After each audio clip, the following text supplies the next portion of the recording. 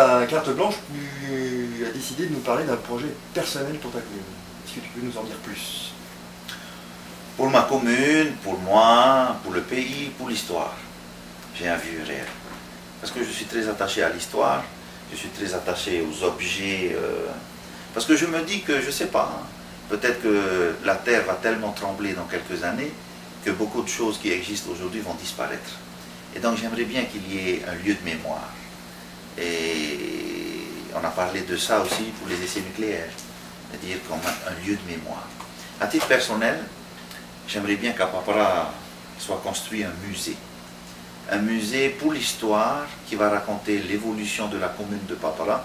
Parce que Papara dans l'histoire quand même de Tahiti, de la Polynésie est une commune riche. Les vieilles batailles, Teva, Tati, le Grand Tati. Papara a un groupe de chants qui se produit sans discontinuité depuis 135 ans au Heiva, sans discontinuité. C'est le seul groupe de chant. Chaque année, il est là. Et j'aimerais bien que plus tard, pas pour moi, mais pour les générations futures, mais j'ai envie de construire cette espèce de lieu de souvenir.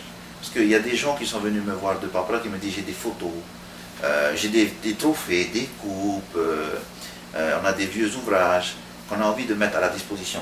Et il y a un monsieur au Tsenasek qui a une collection de pénous incroyable à Papara. Il a des milliers de pénous et il m'a dit je suis prêt un jour, si on fait un musée, à le mettre à la disposition, bien sûr, en mettant collection au Tsenasek. Moi aussi je suis passionné par les pierres.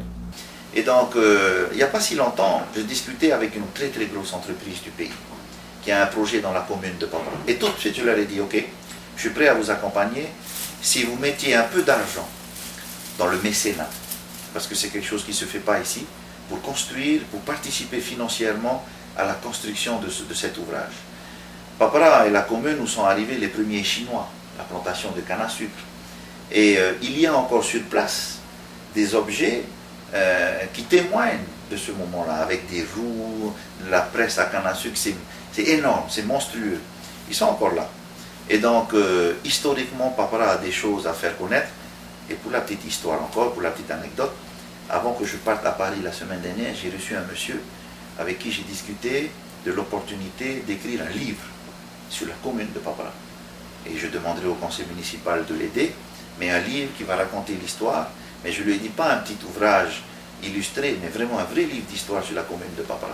Il a fait Punaouia récemment. Il a fait Punaouia récemment, il me l'a offert d'ailleurs, mais j'ai envie d'un livre plus fouillé que ça encore, avec plus de recherches historiques, et c'est mon vieux rêve ça. Et j'espère que j'arriverai à le réaliser tant que je serai maire, ou alors même si après, et pourquoi pas après aussi, parce que Papara a beaucoup de choses à raconter et à laisser.